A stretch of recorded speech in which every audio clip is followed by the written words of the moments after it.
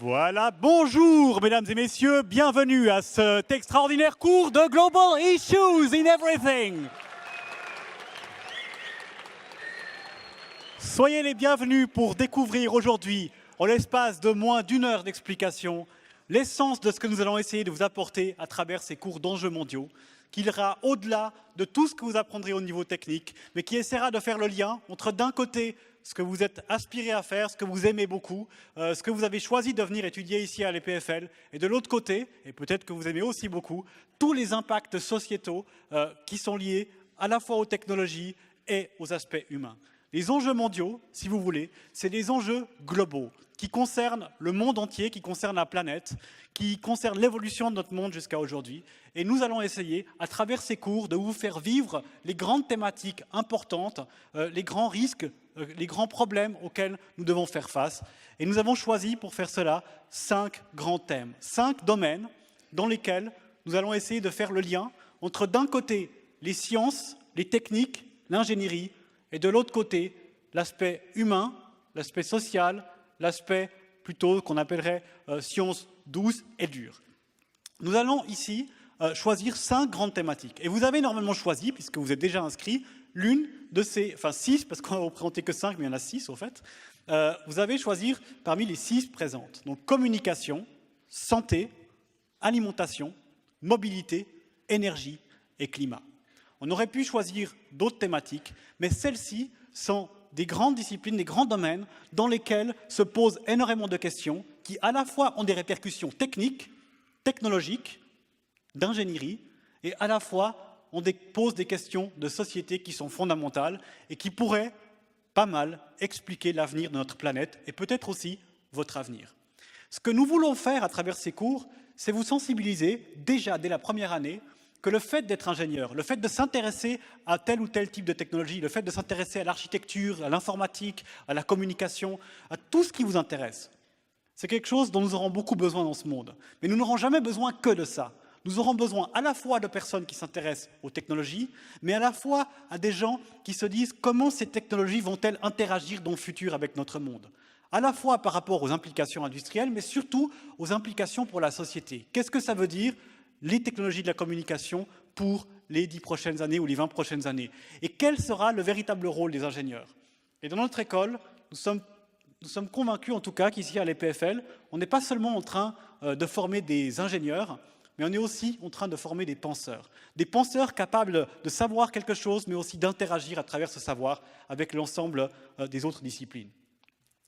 Aujourd'hui, vous aurez droit à 5 présentations qui sont des échantillons. Donc, on va vous faire un petit échantillon de ces différentes thématiques que vous allez voir. Comme ça, toutes les personnes qui n'ont pas choisi les cours pourront quand même voir un petit peu ce qu'ils ont raté. Et vous verrez aussi peut-être un avant-goût de ce que vous avez déjà choisi. 5 enseignants vont jouer le rôle ici en 5 minutes, peut-être un petit peu plus, mais normalement pas beaucoup, de vous présenter un aspect. Avec une thématique phare, nous avons choisi le smartphone. On aurait pu choisir n'importe quoi d'autre. On a choisi le smartphone comme thématique de base en se disant, eh bien, vous allez voir qu'avec cette thématique-là, on peut, avec les portes d'entrée que sont climat, énergie, alimentation, santé, communication, rentrer dans cette thématique du smartphone et aborder ça avec une perspective intéressante et sociétale, tout en amenant les aspects techniques qui vous intéresseront aussi. Pour le climat, ce sera Alexis Berne, puis pour l'énergie, avant, ce sera François Maréchal, avant lui, Michael Gonin, qui vous parlera d'alimentation, avant lui, Delphine Prassmann, qui vous parlera de santé, et avant elle, c'est moi, Samuel Bendahan, qui vous parlera de communication. Donc nous sommes tous des enseignants qui avons l'un des cours que vous avez l'occasion de choisir. Pour commencer, je vais vous parler de communication. Alors vous avez tous vu qu'un des thèmes, par exemple, qui est important quand on parle de communication, c'est la question de la vérité dans ces communications. Ça, par exemple, c'est les résultats d'un Truth of Matter, donc la qualité, on va regarder la vérité, on va mesurer la vérité, parce que vous avez tous entendu parler de ces fake news qui ont été sur le devant de la scène, surtout depuis l'élection de Donald Trump, où des gens s'amusaient à vérifier les informations qui étaient dites par différents candidats aux élections présidentielles. Mais ce qui est très important, ce n'est pas de savoir si c'est juste ou si c'est faux dans l'absolu, c'est de savoir combien de personnes vont croire à des informations qui ne sont pas correctes en fonction des canaux de communication. Et avec les nouveaux canaux de communication qu'on a, comme par exemple les smartphones, nous consommons l'information de façon très différente. Et ça peut faire que, malheureusement, des gens, parce que les algorithmes leur montrent certaines choses, eh bien finalement n'ont pas les possibilités, n'ont pas les outils pour savoir déterminer par eux-mêmes si une information est vraie ou fausse. Donc la communication, en général, ça marche comment ? Vous avez un émetteur qui veut dire quelque chose, il envoie un message à travers un canal, un tube, et puis il y a le récepteur qui comprend quelque chose. Et puis idéalement, on va espérer que l'intention, elle corresponde à la compréhension. Ensuite, il y a peut-être un feedback qui est donné.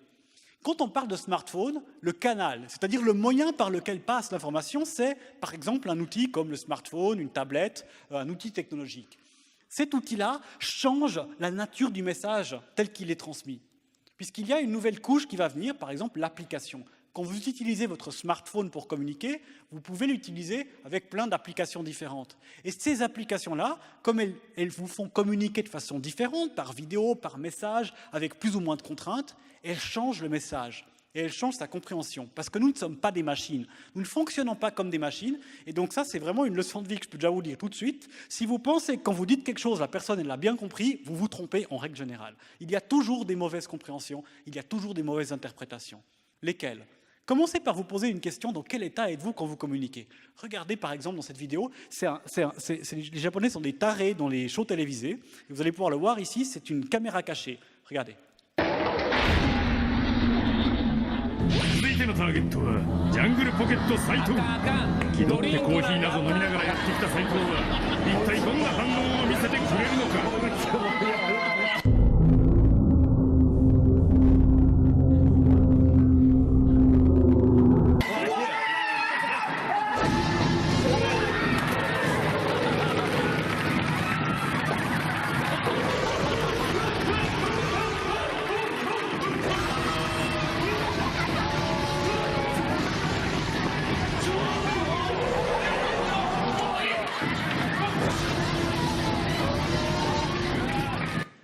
J'ai vu personne se barrer en courant de la salle. Pourquoi? Parce que vous êtes tranquillement assis dans un fauteuil et vous n'avez pas ressenti l'émotion qu'il a ressentie. Mais lui, en voyant les gens qui courent, a ressenti de la peur. Sa peur a changé la manière avec laquelle il perçoit quelque chose. Et du coup, quand nous, on voit un costume de dinosaure marrant, dont on sait très bien que ça n'existe pas, lui, il ne se pose pas ces questions, il a juste peur.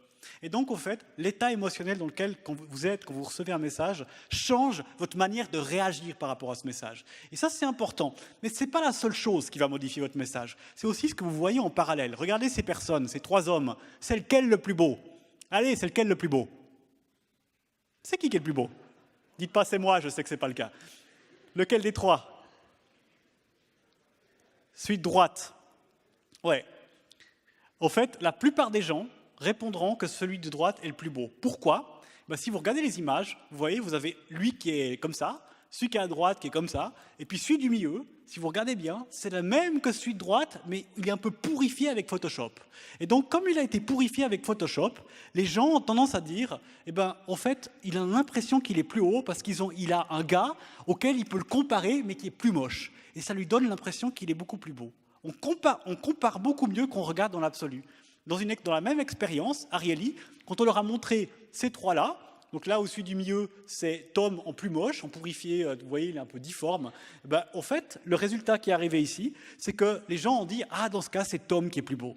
Donc en fait, ce qu'on constate, c'est que les plus belles personnes sont aussi plus belles encore si elles peuvent être comparées à quelqu'un qui leur ressemble, mais en plus moche.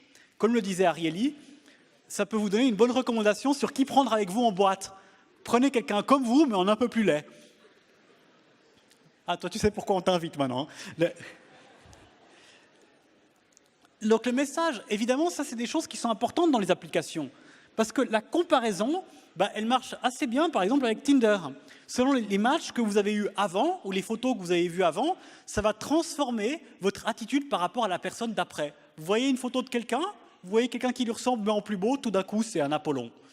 Donc, vous allez immédiatement avoir, selon comment on vous communique, des choses différentes. Et il y a beaucoup d'applications qui jouent avec ça, qui jouent avec le fait qu'elles sont différentes dans leur manière de vous laisser communiquer ou pas. Facebook proposait le poke, on ne sait pas ce que ça veut dire. Tu peux appuyer sur un bouton puis quelqu'un sait que tu as poké, mais on ne sait pas ce que ça veut dire. Snapchat avait cette capacité de dire, c'est des messages qui sont éphémères.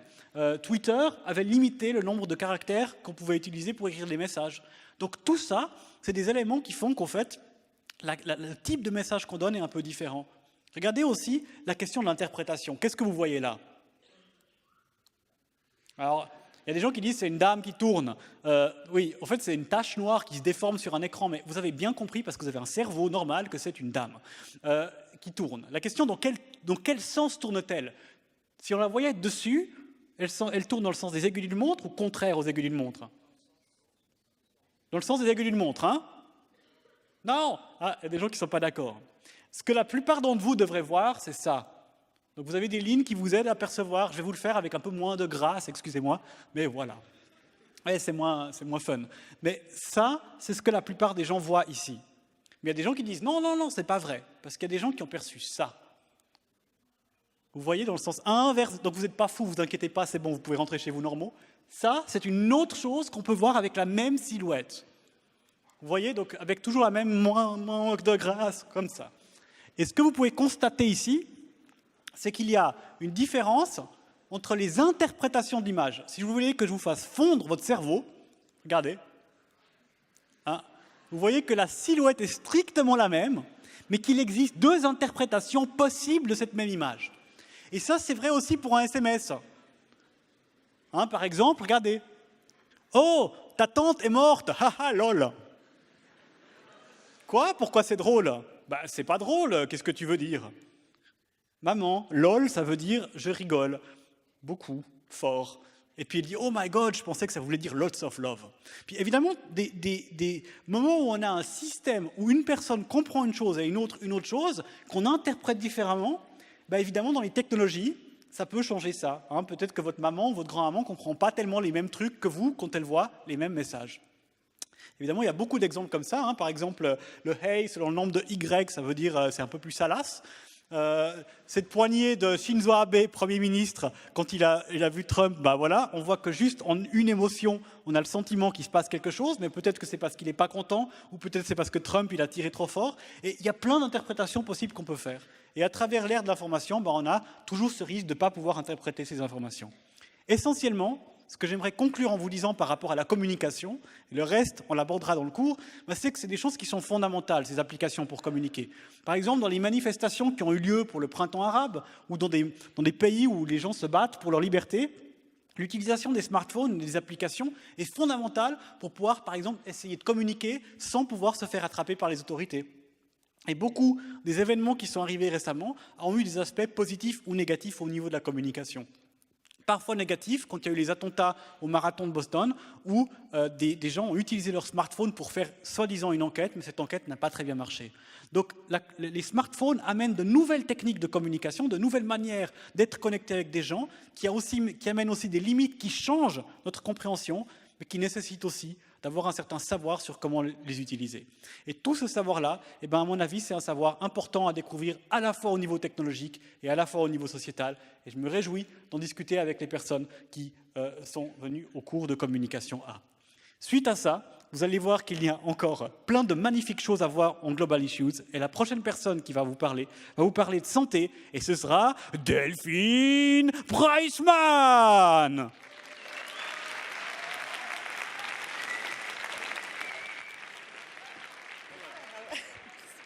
Merci beaucoup. Je ne m'attendais pas à un tel...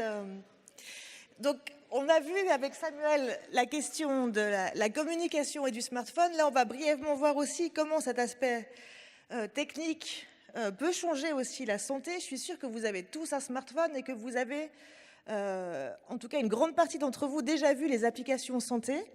Donc, on va voir des exemples de ça. Donc là, vous voyez un smartphone avec des données, par exemple, d'enregistrement d'EEG ou des radios. Vous voyez aussi les dispositifs qui sont liés avec ça, donc par exemple les montres connectées. Et vous voyez aussi des nouveaux dispositifs techniques qui sont pour l'instant en cours d'élaboration, Comme par exemple ici, vous avez la lentille qui est développée par Verily, donc qui est une filiale de Google Santé, qui cherche à mesurer par exemple le taux de glucose en permanence, ce qui pourrait être très utile pour les patients atteints de diabète.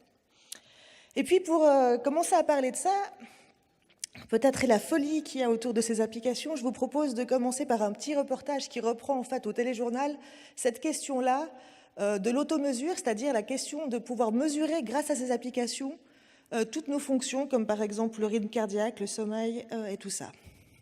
Donc, je vous laisse écouter. Une tendance maintenant, une tendance venue des États-Unis et à laquelle vous avez peut-être succombé. Mieux se connaître, mieux contrôler sa vie en mesurant les moindres faits et gestes de son quotidien. Durée du sommeil, température, durée du trajet vers le lieu de travail et évidemment poids ou tension. L'invasion de l'électronique et des téléphones à écran y est pour beaucoup. Les fondus de l'automesure, reportage Christophe de Valambra. Un site internet sécurisé qui est devenu son carnet de santé virtuel. Il rassemble ses résultats d'analyse, ses comptes rendus de consultation, mais pas seulement. La jeune femme y indique aussi la durée et la qualité de son sommeil, ses heures de sport, la quantité d'alcool qu'elle boit, l'évolution de son poids. Elle mesure tout ce qui concerne sa santé et son bien-être. Ça, c'est ma courbe de poids. Donc, j'ai mon suivi, j'ai mon propre parcours, j'ai mon tableau de bord de ma vie sur le site. C'est une motivation, on se compare, on voit ce qu'on a fait la semaine dernière, ou il y a un mois, ou il y a 6 mois, et on voit si on a évolué dans le bon sens. En tout cas, l'automesure pour gérer sa santé est à la mode, et les applications internet ou mobiles se multiplient. 35 000 déjà disponibles en France, c'est 50% de plus qu'il y a un an seulement. Les prévisions annoncent même un marché mondial de ces applications atteignant 20 milliards d'euros en 2017, dont 84% grâce à la vente des produits dérivés.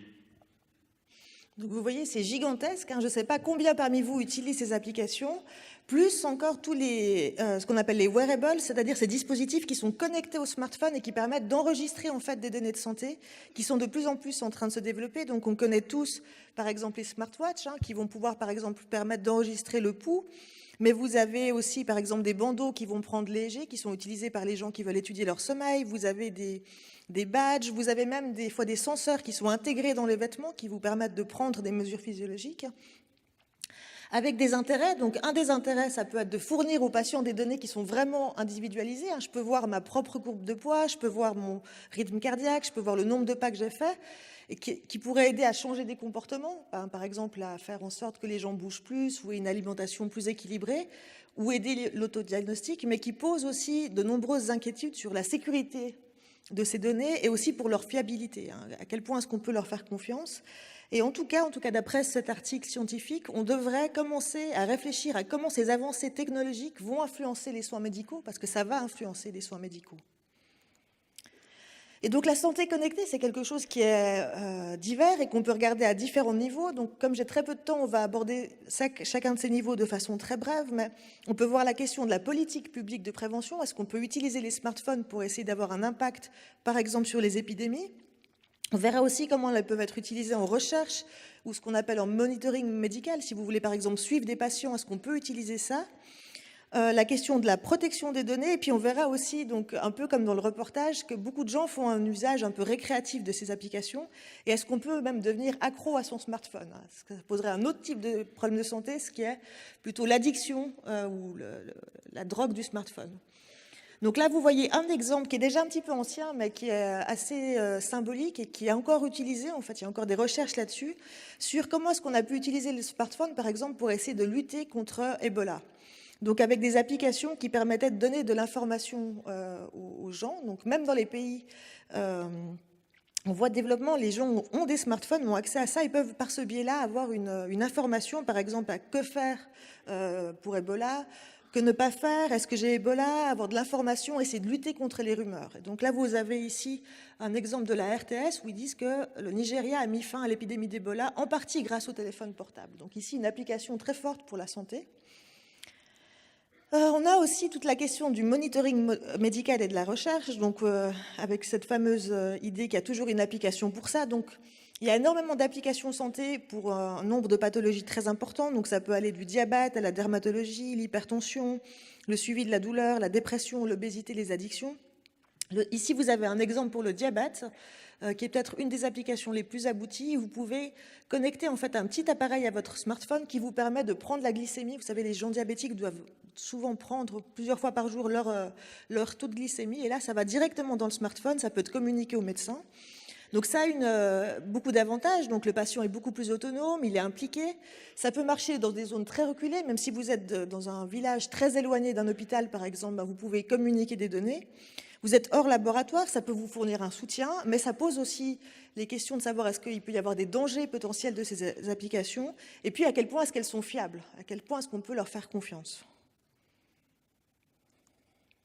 Et vous voyez que les applications santé sont parmi les plus téléchargées. Donc il y a déjà plus de 100 000 applications santé, avec la question justement dans ce flot d'applications, comment est-ce que je sais quelle application est fiable? Par exemple pour le diabète, il y a des centaines d'applications, comment est-ce que je sais quelle est l'application qui va être une application fiable? Et puis pour finir, à force de se mesurer, d'être toujours en train de prendre tous ces paramètres, est-ce qu'on peut devenir addict à ça? Est-ce qu'on peut devenir un peu un drogué de son portable? Je vous donnerai un peu des exemples de questions pour ça. Donc, quelque part, est-ce que la solution qu'on a pour notre santé, d'avoir un téléphone toujours avec soi, est-ce que ça peut devenir notre problème? Et donc, il y a un nouveau terme qui a été inventé qui s'appelle la nomophobie, pour no mobile phobie. Et donc, ça serait une sorte d'addiction comportementale. Comme vous avez des gens qui sont addicts, par exemple, aux jeux, vous auriez des gens qui sont maintenant addicts au téléphone portable. Et là, vous voyez que plus d'un Britannique sur deux se dit sentir anxieux sans son portable ou lorsqu'il est déconnecté, avec le besoin de l'avoir en permanence sur soi. Je ne sais pas si vous avez ça aussi. Ça fait partie aussi des hallucinations les plus répandues. Donc le fait d'avoir l'impression qu'on entend son téléphone qui sonne.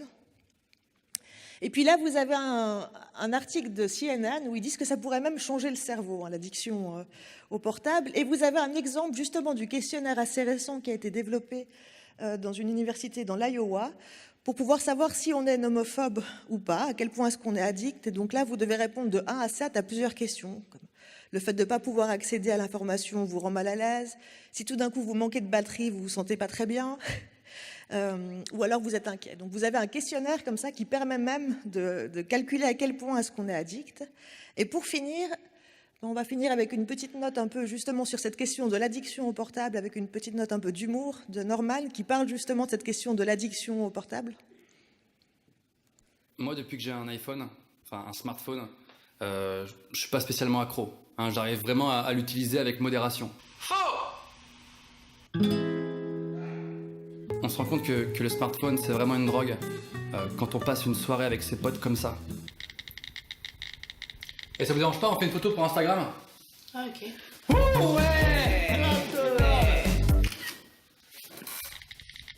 Mais à l'inverse, ceux qui n'ont pas du tout de smartphone, qui n'ont pas les moyens d'en avoir, à chaque fois, ils me font vraiment culpabiliser d'en avoir un. Le dernier tweet de François Hollande est énorme. Regarde.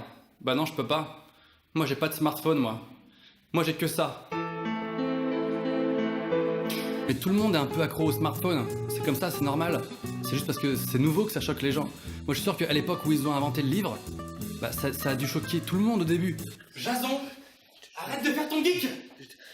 Papa, je n'ai lu que 3 pages aujourd'hui. T'as lu que 3 pages? Et moi, tu crois qu'à ton âge, je lisais des pages? Voilà, je vous remercie et je passe la parole à Michael Gonin.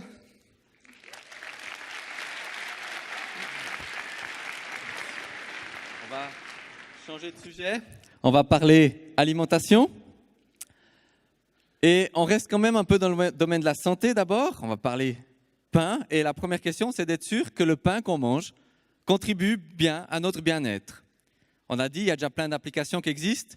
Et il y a celles qui nous permettent notamment de calculer le nombre de calories qu'on mange, de savoir combien d'heures je dois courir pour compenser le carré de chocolat que j'ai mangé. Mais peut-être plus important, je peux aussi scanner le code barre d'un produit dans un magasin et m'assurer qu'il n'y a pas d'OGM ou alors qu'il ne contient pas d'aliments auxquels je serais allergique, ce qui serait vraiment ennuyeux. De plus, il faut s'assurer que notre pain n'est ni rassis ni pourri. Et ça peut vous intéresser maintenant qu'on a quitté papa-maman. Combien de temps je peux garder au frigo les pâtes que j'ai cuisinées hier soir? Est-ce que je peux encore les manger aujourd'hui? Est-ce que je peux les manger vendredi? Et qu'est-ce qui se passe si j'ai des lardons dedans?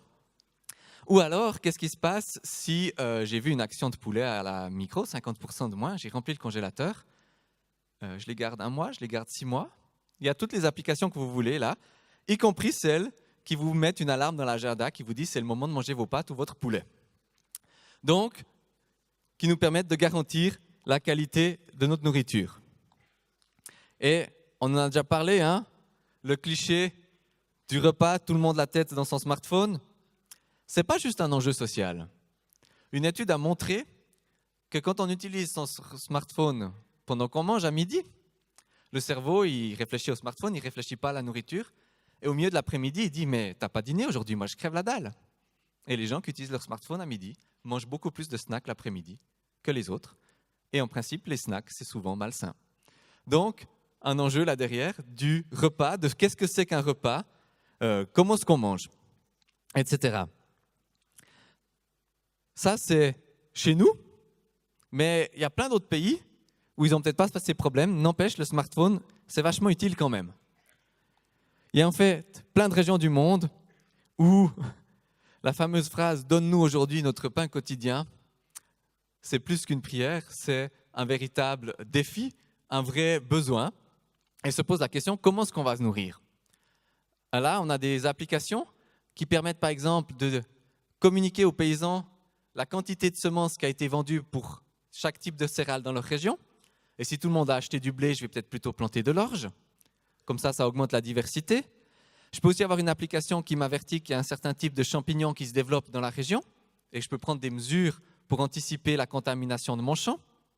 Je peux avoir des informations sur le prix de vente de ces céréales actuellement dans la capitale, savoir si je les garde une semaine de plus ou si je les récolte maintenant. Et bien sûr, je peux être informé de savoir si tout à coup la grêle vient et il faut que je me dépêche de rentrer la récolte ou au contraire, peut-être qu'il va pleuvoir la semaine prochaine et dans les régions où il n'y a pas beaucoup d'eau, ça peut être intéressant de ne pas avoir besoin d'arroser aujourd'hui puisque je sais qu'il va pleuvoir. Et si par malheur, mon cacaotier est quand même malade, je peux faire une photo de la plante malade. Une base de données va l'examiner, va peut-être déjà me proposer un traitement. Si elle n'arrive pas à gérer ça tout seul, elle enverra la photo directement à la capitale et je recevrai l'avis d'un expert sur ce que je peux faire peut-être moi-même sans avoir moi besoin d'amener ma plante malade ou de faire venir un spécialiste dans ma culture. Et puis, distribuer la nourriture dans beaucoup de régions du monde reste un défi. Là, on a aussi d'autres exemples.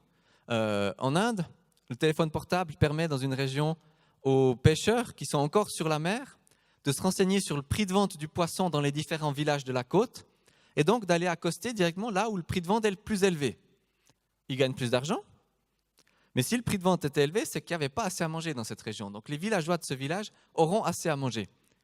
Et contrairement au fait s'ils avaient accosté dans le village au prix le plus bas, où il y avait déjà trop de poissons, ce poisson n'est pas acheté. Donc on a moins de gaspillage, des meilleurs prix pour les pêcheurs et assez de nourriture pour les acheteurs. D'autres applications permettent aussi aux grandes œuvres humanitaires de collecter des informations via différentes personnes qui sont dans les marchés, qui collectent les prix de vente des différents aliments de base dans les marchés. Et grâce à la collection des données, ils arrivent maintenant à anticiper gentiment une pénurie de nourriture. Donc avant qu'elle manque, on commence à voir l'évolution des prix et à voir des schémas qui se répètent qui indiquent un risque de pénurie. Bref, on a plein d'applications qui me poussent à compléter cette affirmation métaphysique. L'homme ne vivra pas de pain seulement, certes de pain et de métaphysique, mais apparemment de plus en plus d'un smartphone. Pour trouver son pain, pour le trouver en quantité suffisante, au bon endroit, au bon moment, avec le bon nombre de calories et de nutriments. Et ce même smartphone, on l'a vu, peut aussi nous détourner de son but quand les applications deviennent une véritable dépendance. Et là aussi, on a des exemples, notamment dans le domaine de l'anorexie, où certaines personnes anorexiques, non seulement sont anorexiques, mais développent une véritable panique à l'idée de savoir que l'application qu'elles utilisent pour calculer les calories qu'elles mangent sont peut-être fausses. Donc elles passent énormément de temps à comparer ces applications. Et là aussi, c'est finalement un détournement d'une utilisation saine à la base de ce smartphone. À nous donc, mais vous le savez déjà, de tirer le meilleur de ça et de nous souvenir qu'il y a peut-être plus que de pain et de smartphone dans la vie. On va d'ailleurs passer la parole à François Maréchal pour la suite au niveau énergie. Merci. Merci Michael. Alors moi je me suis posé la question de l'énergie. En fait vous vous êtes tous posé déjà un jour la question de l'énergie dans votre smartphone. Vous cherchez toujours à savoir où se trouve la prochaine prise pour pouvoir recharger votre smartphone. Je voudrais bien savoir si vous savez quel est le coût de recharge de votre smartphone annuel. Et je vais vous proposer 3 choix. Donc, qui est-ce qui croit que ça coûte 50 francs pour recharger son smartphone? Vous pouvez lever la main, ceux qui croient que c'est 50 francs. Il n'y a pas beaucoup. Qui est-ce qui croit que c'est 20 francs? Qui est-ce qui croit que c'est 1 franc? Donc, je crois que la majorité ne sait pas combien coûte la recharge d'un smartphone par an. La réalité, c'est que ça coûte 1 franc. Ça coûte 1 franc et effectivement, vous deviez savoir combien consommait votre smartphone, mais vous deviez aussi savoir quel était le prix de l'énergie. Et c'est 2 choses auxquelles vous n'avez probablement pas encore vraiment conscience. Et je trouve que c'est important parce que l'énergie est le moteur de notre société. Alors, on va parler effectivement de l'énergie. On va déjà parler de dire, en fait, je n'ai pas besoin d'être connecté sur le réseau. J'aurais pu aussi acheter des panneaux solaires pour recharger mon smartphone. Si j'avais acheté des panneaux solaires, j'aurais dû aussi acheter une batterie.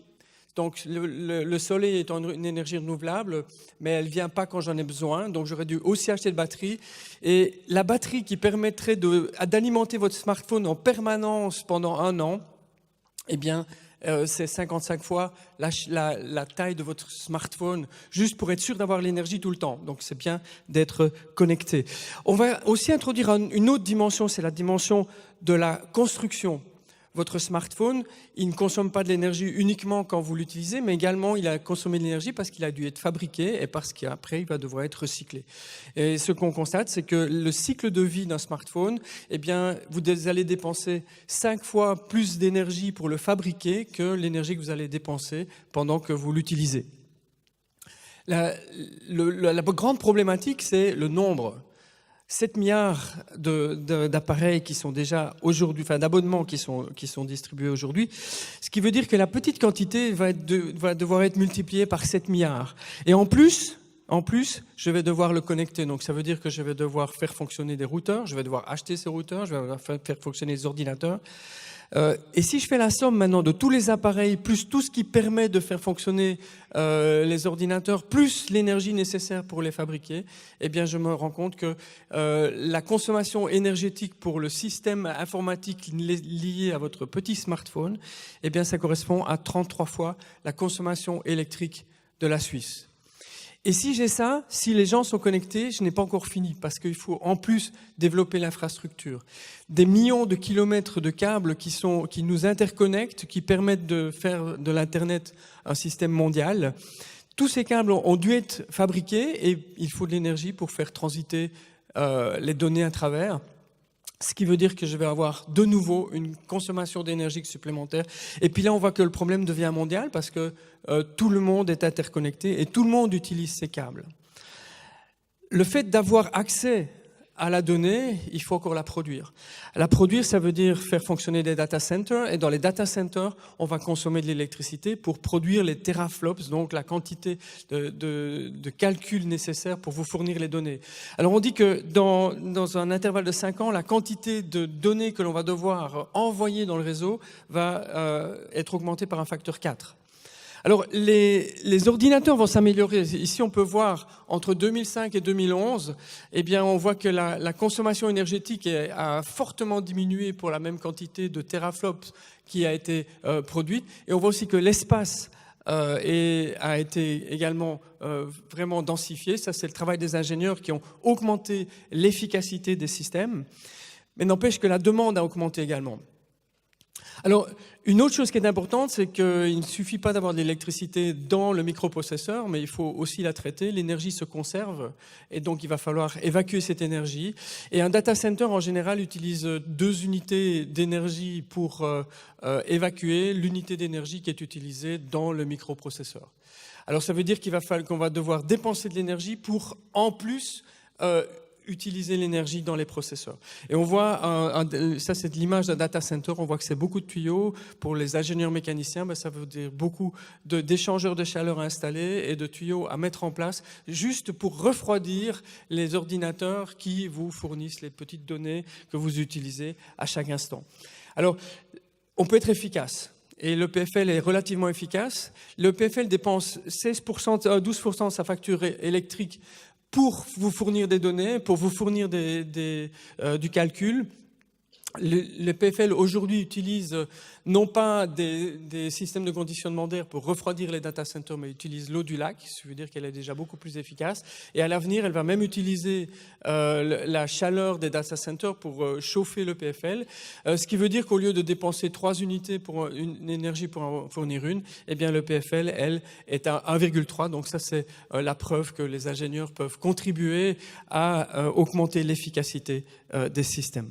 Et nous allons discuter évidemment les aspects efficacité lorsque l'on va aborder la problématique. Maintenant, si je fais la somme, eh bien, la technologie de l'information dépense, c'est le 5e consommateur mondial d'électricité.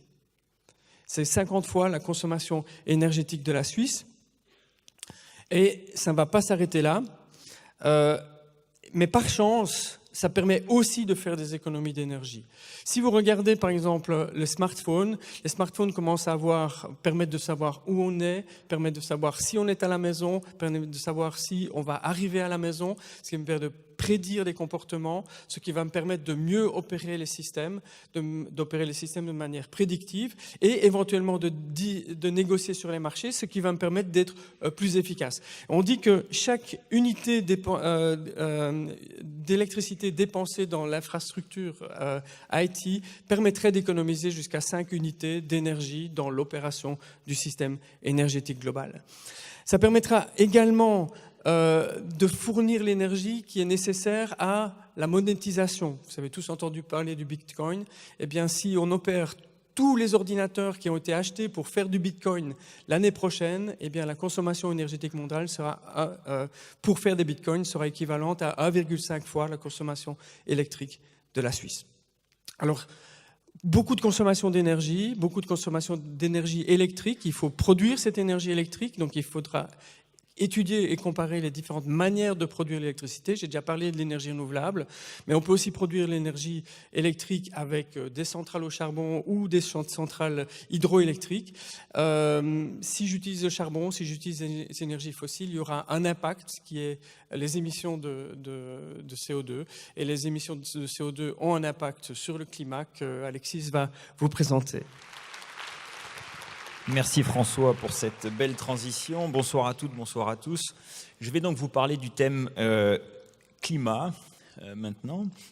Et pour parler du climat, on peut résumer ça assez rapidement en 2 mots, ça chauffe. Si on regarde 2017, l'année qui vient de se terminer, on peut, pour filer la métaphore olympique de circonstances ces jours-ci, on peut attribuer la médaille de bronze à l'année 2017. C'est la 3e année la plus chaude jamais enregistrée à la surface de la Terre. Et vous voyez que cette année 2017 se classe après l'année 2016, après l'année 2015 et juste avant l'année 2014. Si on regarde ce classement des 10 années les plus chaudes jamais enregistrées, on voit qu'elles sont toutes depuis 2007, excepté 98.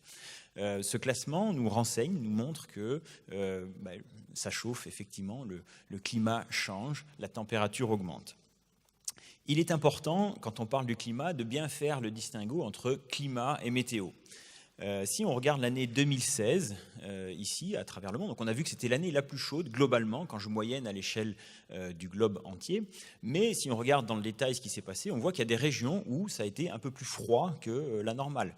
Donc, même si globalement 2016 a été très chaud, l'année la plus chaude jamais enregistrée, on voit que localement, on a pu avoir des variations qui conduisent au fait que ce ne soit pas forcément le plus chaud. Donc, c'est important de voir que quand on parle de climat et de météo, on parle d'échelles différentes, et notamment en termes d'échelle temporelle. Quand on s'intéresse au climat, on moyenne, on considère des choses qui sont moyennées sur une trentaine d'années, plusieurs décennies, alors que la météo, on s'intéresse plutôt aux jours suivants, à quelques jours, à la saison éventuellement. Donc deux échelles très différentes qui expliquent qu'on peut avoir un ressenti du fait que les choses sont plus froides. On a eu beaucoup de neige cet hiver, mais malgré tout, janvier 2018 par exemple est un des mois de janvier les plus chauds jamais enregistrés. Si on remet en perspective, c'est ce qui est montré ici, en montrant donc le cycle annuel des températures, reconstitué depuis les années 1880, vous voyez que globalement, ça monte, on passe du bleu vers le rouge. Donc il y a un réchauffement, même si on regarde localement pour un mois donné, pour un couple d'années données, on peut avoir des croisements de courbes, mais globalement, tout ça monte et on a cette transition du bleu vers le rouge. Donc le climat a changé. La température moyenne à la surface de la Terre a rapidement augmenté dans les dernières décennies. C'est illustré sur ce graphique où vous voyez l'anomalie de température, donc la différence avec une valeur de référence, et ça augmente depuis la deuxième moitié du XXe siècle. Dans cette augmentation de température, les activités humaines ont joué un rôle prépondérant, très probablement, on met un peu de conditionnel ici, mais c'est illustré, vous le voyez sur ce graphique-là, où on voit la quantité de CO2 émise en lien avec les activités humaines. Et vous voyez que depuis 1950, on a une très forte augmentation et ces émissions de gaz à effet de serre, de CO2, ont un impact sur le climat. Ce changement climatique, il a aussi un ensemble de conséquences environnementales, économiques et politiques. On a une accélération du cycle hydrologique, on a un impact sur les écosystèmes, mais ce changement, il se fait aussi en lien avec la mondialisation, la libéralisation de l'économie. Et enfin, ça pose des questions de négociation internationale, de justice climatique, de controverses et de polémiques. Pour revenir au thème de ce soir, le smartphone, il y a des aspects négatifs. Pour construire un smartphone, il faut extraire des matériaux. Donc il y a un coût environnemental de la fabrication, à l'échelle régionale ou à l'échelle mondiale. Il y a l'augmentation de la consommation énergétique, ça a été très bien présenté par François précédemment. Il y a aussi des aspects positifs. Ces smartphones permettent la dissémination de la connaissance climatique, notamment dans les pays en voie de développement, pour lesquels l'accès à Internet se fait principalement par ce support. Il y a l'émergence et le développement des sciences participatives, où tout un chacun peut, par une photo ou par rentrer des données, collecter des données scientifiques qui peuvent avoir une utilité pour l'étude climatique. On a ici l'illustration des dates de floraison, donc on peut facilement prendre une photo d'une fleur et renseigner une base de données comme ça. Il y a aussi évidemment des actions d'éducation et de formation des plus jeunes, mais aussi des moins jeunes, et qui se font via ce vecteur du smartphone. Donc dans le cadre de la thématique climat de ce cours Enjeux mondiaux, les objectifs principaux, c'est d'une part, évidemment, de s'intéresser à ces enjeux mondiaux liés au climat, les aspects scientifiques, économiques et politiques, de favoriser l'approche interdisciplinaire, le travail de groupe et la méthodologie scientifique. Les différents enseignants, les 4 enseignants impliqués seront donc Augustin Franière, qui s'intéressera aux questions de négociation internationale et de justice climatique, Philippe Talman sur les objectifs et politiques climatiques, Yann Vita sur les impacts sur les écosystèmes et la biodiversité, et moi-même donc sur le système climatique et la prévision. J'en termine, je vous remercie de votre attention et je passe la parole à notre bien-aimé directeur du CDH, Thomas David. Merci.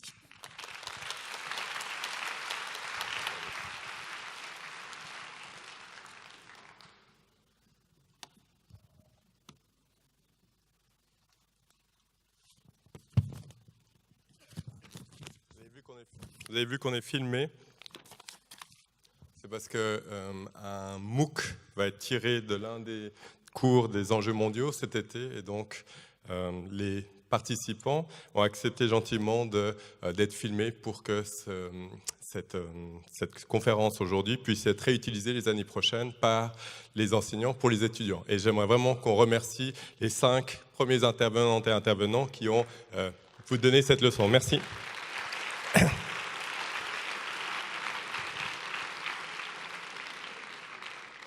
Alors, au cours de la dernière demi-heure qui me reste, j'aimerais vous parler des cours enjeux mondiaux. J'espère que dans 5 minutes, parce qu'on doit fermer à 7 heures, c'est juste ? D'accord, donc il me reste 7 minutes, donc je vais essayer d'être le plus court possible, parce qu'autrement on va être chassé de la salle. Donc, comme vous l'avez vu et comme vous le verrez au cours de ces prochaines semaines, les cours enjeux mondiaux ont plusieurs spécificités. La première, c'est qu'elles portent sur, comme son nom l'indique, des enjeux mondiaux, à savoir des thématiques, et je cite parce que c'est une définition qu'on va vous donner, redonner au cours des prochaines semaines, des thématiques qui affectent de manière significative un grand nombre de personnes dans plusieurs pays. Je répète, qui affectent de manière significative un grand nombre de personnes dans plusieurs pays. Vous verrez, demain, je poserai la question et ceux qui arrivent à répondre auront déjà un point de bonus. Deuxième spécificité de ce cours, et ça, c'en est vraiment une pédagogique très forte, c'est un choix très innovant aussi, c'est que ces cours, comme vous le constaterez dès demain, sont donnés par des professeurs de sciences humaines et sociales et par des professeurs de l'EPFL, spécialistes des sciences de l'ingénieur. Et vous verrez aussi que vous allez être encadrés quand vous ferez vos posters par des assistants de l'EPFL, des assistants étudiants, et par des assistants étudiants de l'UNIL. Et ça, c'est le troisième élément. La troisième spécificité, voilà, c'est que vous allez faire des posters à la fin de ce cours. Parce que le cours Enjeux mondiaux est divisé en deux grands parties. La première, les semaines 1 à 9, donc dès aujourd'hui, et jusqu'à la semaine 9, porteront donc sur un cours donné par 2 enseignants, et vous aurez à la 9e semaine un examen QCM. Et dans les semaines 10 à 15, vous allez créer des posters en lien avec les thématiques que vous présenterez, qui seront évalués lors des 2 dernières semaines de cours. Je ne vais pas être trop long, parce qu'on va vraiment développer dans le détail comment est organisé ce cours, mais sachez, bon, voilà la structure. D'abord un cours etc. avec examen QCM, puis ensuite des posters où vous devrez participer, faire des posters par groupe de 5. Alors, ce cours Enjeux mondiaux est sans doute pour la majorité d'entre vous, parce que certains étaient déjà là l'année passée, votre première plongée dans le monde des sciences humaines et sociales, SHS. Vous verrez que c'est quelque chose qui va revenir. C'est la première, mais pas la dernière. Heureusement ou malheureusement, ça dépendra de votre point de vue. Pourquoi ? Parce que dès l'année prochaine, en 2e année, vous aurez chaque semestre un cours SHS. Et pour ceux qui continueront après le bachelor au master, durant la première année, vous aurez encore un enseignement SHS. Alors, ce cours Enjeux mondiaux résume assez bien la philosophie du programme SHS de sciences humaines et sociales qui essaye de vous sensibiliser à plusieurs thématiques. La première, c'est la plus simple, c'est la nécessité d'adopter une approche globale et pas de se focaliser uniquement sur Lausanne ou sur la Suisse. La deuxième, c'est une perspective citoyenne. Or, ça peut vous paraître un peu drôle, mais de plus en plus, on l'a vu aujourd'hui avec les exemples qui vous ont été, la technologie commence à dominer ou à être de plus en plus présente dans notre vie quotidienne. Et ce sont vous, les ingénieurs de demain, qui devez être sensibilisés à votre responsabilité citoyenne. Parce que les inventions que vous allez faire ont des répercussions sur la vie de millions, voire de milliards de personnes. Troisième élément, l'interdisciplinarité. On en a déjà beaucoup parlé, je ne vais pas revenir dessus. Et enfin, la quatrième, qu'il ne faut pas oublier mais qui est importante, c'est aussi développer une perspective créative. Chose qu'on oublie trop souvent, malheureusement, à l'école et dans les universités. Alors, il y a beaucoup de chercheurs, de penseurs qui ont réfléchi sur la manière d'intégrer la créativité ou les sciences humaines et sociales aux sciences de l'ingénieur. Je pourrais citer Léonard de Vinci, je pourrais citer Einstein, mais j'ai juste voulu donner un exemple, un passage tiré d'un blog d'un professeur de biologie. Voici le blog. Et donc, il l'a écrit il y a 2 ans, et juste après un cours qu'il donnait qui s'appelait Biologie et Société. Alors, je vous lis. Ce matin, au cours Biologie et Société, les groupes avaient 20 minutes, discussion incluse, pour présenter leurs thèmes. L'un concernant la thérapie génétique humaine, prochainement largement ouverte grâce au CRISPR-Cas9. L'autre, GenDrive, promettant de corriger les espèces.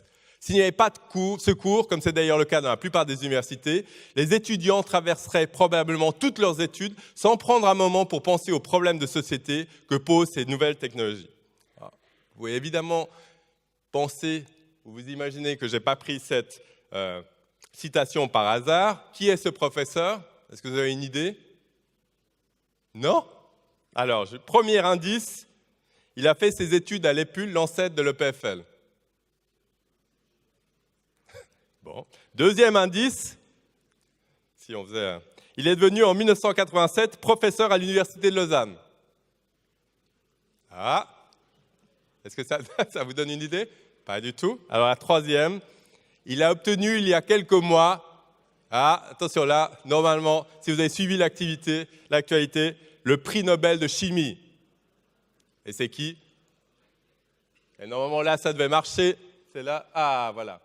Jacques Dubochet, qui est professeur émérite à l'Université de Lausanne. Et ce qui est intéressant, c'est que dans la suite de son blog, il insistait sur l'importance d'intégrer les dimensions sciences humaines et sociales à la biologie et aux sciences de manière plus générale.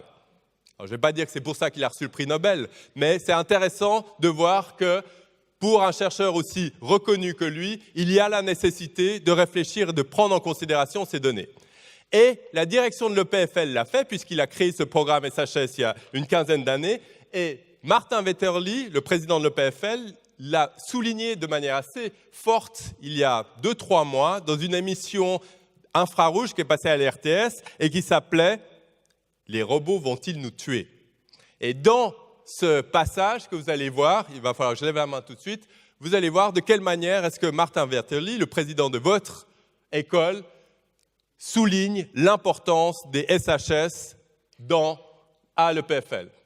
Les humanités sont extrêmement centrales. On a parlé d'intelligence artificielle. L'intelligence artificielle, la vraie question qu'elle pose, c'est qu'est-ce que ça signifie d'être un être humain? Mais est-ce que c'est ce que vous faites à l'EPFL, les humanités? Alors, il y a quelque chose absolument. C'est vrai? Bien sûr. Nous faisons des humanités digitales, qui est un peu une variation sur le thème. Nous avons des cours en sciences humaines et sociales, qui sont très importants. On est en train de recruter un prof en histoire des sciences et des technologies, parce que c'est important de savoir d'où on vient et peut-être prévoir où on va aller. Et on parle évidemment aussi d'avoir un professorat en éthique, parce que l'intelligence artificielle pose des questions fondamentales d'éthique. Donc autant de choses qui, a priori, ne sont pas immédiatement à la portée des robots.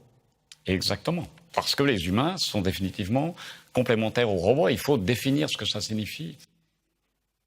Voilà. Donc c'est pas moi qui le dis, c'est Martin Vetterli qui souligne l'importance des SHS pour le cursus des étudiants.